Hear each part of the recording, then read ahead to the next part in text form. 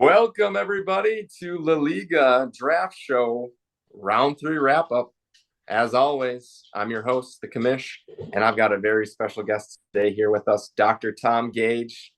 What's up, Tom? Tommy Lasers, Dr. Gage, how are you doing tonight? Pretty good, pretty good. How are you, Aaron? I'm doing fantastic. You got a busy night tonight. I heard you're heading to the airport, picking up some family members from the airport. Just constantly busy with your lifestyle, right? That's right. In-laws, parents, sister-in-law. It never stops. Too many visitors. Yeah. Well, no such thing as too many, right? Especially Always. with that new baby in the house. Everyone has to come and visit, right? That's Uh, true. That's true. yeah. Well, we're going to talk round 3 today. Round 3 wrap up. So Dr. Tom's going to be able to give his some of his insights into some of his moves and some of the league, some of the down and dirty things that are going on in the league that you might not have heard about yet. But before we get to that, we're going to talk about our ad sponsors today. This episode, as always, brought to you by Sleeper Fantasy Football app and their new 24/7 draft capabilities. What we say is go ahead and have that baby because you're going to be staying up all night drafting 24/7. The Sleeper app. Get those draft picks. 2 a.m. You any 2 a.m. Draft analysis this week, Dr. Tom?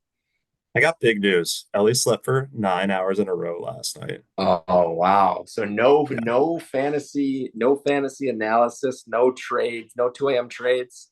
Is that what you're saying last I night? woke up and it was light out, and I was like, "What? How did this happen?" So nothing for me last night, but tonight's a new night. We'll see. You never know, right? It's like fantasy football. You have you've got your plan until you get punched in the mouth. Right That's now, right. have That's right, fun. Aaron. Well, speaking of babes, that's going to go right into our first question for Dr. Gage.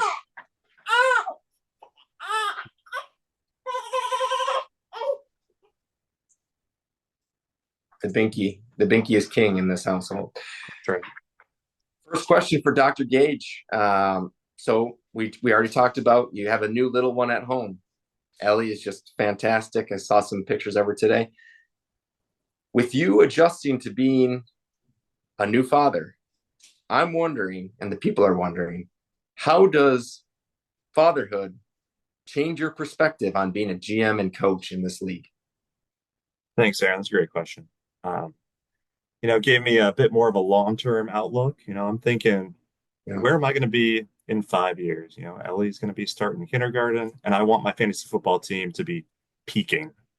I want her, like, when she can remember me, I want her to remember me as a winner. This year, she's not going to remember this, but I feel like I'm building my team for the future. I'm going to be competitive this year, but my young receivers, I think, are going to carry me to a victory in 2030. That's some really good foreshadowing on a couple of these questions that I'm looking at to ask you in the future, Doctor. And I think that idea of being competitive this year, but also looking to the future is going to be a big discussion point, not just with you and I today, but with everyone going forward this year. Um, so we're gonna keep on going with this youth discussion with our first segment of the day today. Our first segment is the Young Guns, running with the Young Guns. This segment brought to you by Just for Men Hair Dye. Be the better man, or yet be the younger man. Just for Men Hair Dye. If you're feeling old and you want to run with those young guns, those 22, 21-year-olds, maybe spice it up. Get a little bit of salt and peppers. It ain't that look. It ain't that look right now. Just for Men hair dye. So we're looking at the young guns in the first 3 rounds. Now I pulled up some stats, Doctor, and I just want to throw things out there.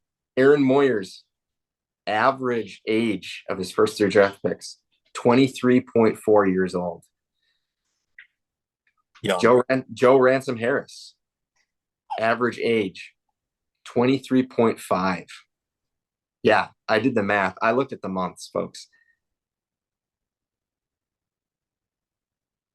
Kenneth Steinhauser, first 2 players, he was sitting at 22.4 average age with Aston Dentry and Bijan Robinson. I mean, that is young. So with that information, we're looking at Tom Gage's picks. You've got Joe Burrow as your quarterback, but you've got these two young wide receivers, unproven teams, but proven talent as individuals. What kind of led you to make those decisions? Do you feel age was a big factor in those drafts picks? Yeah, absolutely. I mean, quarterback's going to be good for a long time. Aaron Rodgers might be playing this year at 40 years old, but, receivers peaking around what, like 26, 27. So if you get them early, then you're kind of able to ride them for a while. I mean, the running backs, obviously, you got to get them young. You got to get them early. They're going to break down in a few years. So I don't know. I look at the running backs that have been taken so far, and they're all in their first, second, maybe third year with Bryce Hall, but Saquon Barkley coming in as an early pick is a bit of an elder statesman for the running back. So I don't know how that's going to shake out, but yeah, I mean the quarterbacks, you're doing your average age breakdown, makes sense, but obviously the older quarterbacks are going to skew that a bit. But I don't know if it's really a detraction because Josh Allen's a little bit older, but he's got a lot of years left ahead of him. Unlike You're thinking we need to do a little bit more statistical analysis. We're looking at breakdown of ages for running backs, wide receivers. You're saying that the overall age profile doesn't tell the whole story if we're adding in the quarterbacks. Is that what you're implying? I feel like you got to treat your running backs kind of like dog years. They got like three or four good ones in them. Mm-hmm. Quarterbacks got like 20, so gotta 5x multiply that. Speaking of dogs, I asked the same question to Isaac Lee yesterday. He wasn't willing to say whether he thought Jaden Daniels has that dog in him. Are you willing to put that out there? Malik Neighbors, Garrett Wilson, do they have that dog in them? Is that why you drafted them in these early rounds? Oh, definitely. I mean, you looked at the teams that they're on, and they're not good, but they do not give up on those teams. I mean, Lake Neighbors putting up numbers last year with quarterbacks that were bad. So I Yeah. think it's all only uphill from here for them. Their quarterback situation can't get worse. So good feeling about the years ahead. That's a good point. Two New York guys. That's right. All For right. now. For now. For now. Okay. So speaking of for now, that's implying trades. Let's talk trades in round three. Now, Dr. Lasers, if you will, you made a trade in round three. You sat back. You went from 3-3 to 3-5 this round. What did you see in that trade with Isaac, and how do you think that overall helps your squad going into the future? So I actually reached out to Isaac about the trade, wanting his fourth round pick. I feel like that's a good spot to sit at, kind of at the beginning of the fourth round there. And I think he saw a chance to move up and take HM, and it worked out for both of us because as Kevin mentioned, I'm not super hyped on these young running backs right now. See more value in the receivers, but I think we're both going to be happy here looking at how hopefully the fourth round works out. No, So I'm not gonna. yeah, you're skeptical on giving any more detail on that. I know we've talked offline, but you're saying in general, when you're looking at trades, you're looking for win-win trades. You don't necessarily feel like you need to fleece someone when you're making a trade. Well, we'll see how it works out. I felt good about it. I think Isaac felt good about it, and that's really all I can ask for. Yeah. Well, the game is won on the field, and so the only time we're not going to know until those players put their helmets on, put their jack straps on, lace up their shoes, give their mamas a kiss, and get out on the field. You know what I'm saying? That's right. Yeah. Okay. Thanks so much for the insight. I appreciate that. Now I'm gonna ask Tom for some help on this one for our second and final segment of the day. This segment, this is brand new, special round three wrap up, brand new sponsor for today. We're talking save big money. Save big money at Menards. Saving money, saving everything, saving it for the third round. We need to give one lucky manager the saving big money for their draft pick in the third round.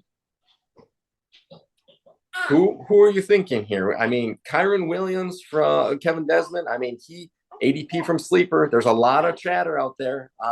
His ADP is a little bit lower. He's not much of a pass catching back, but he is the workhorse for the Rams. We're This is looking true. at And Sean McVay, likes to run the ball, do some crazy stuff with the running back. So there is value there. Coming off a bit of a down year last year, some injuries. We'll see. It's a tough division defensively as well. So I don't know. Maybe my save big money pick of the draft or pick of the round would be Marvin Harrison Jr. I think oh, that's a great pick. Pretty inspired by Aaron Miller, our commissioner, mm, wide receiver I can't have one, Kirk out there. Arizona. Yeah, I really like that pick. It's part of what made me feel okay about moving back. He wasn't there anymore, so couldn't get who I wanted. Might as well just not take anyone at all. We're getting details here.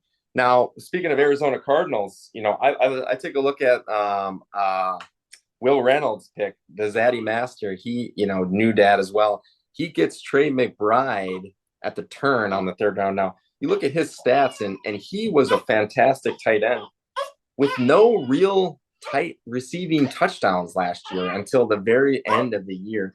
Now, if he even puts up an average amount of touchdowns this year, he could really be he could be going for that tight end one, making a big difference for a team. I can't look past that pick. I like that pick.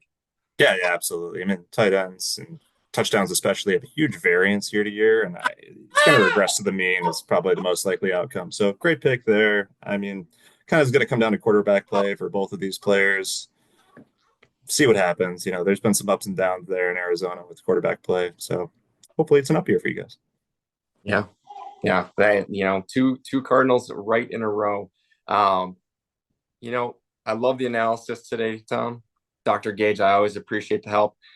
All in all, how are you feeling about the draft? Give I'm me a feeling good so far. yeah. I, You, I you got really, oh, go got a ahead. grade? Got a grade for yourself so far?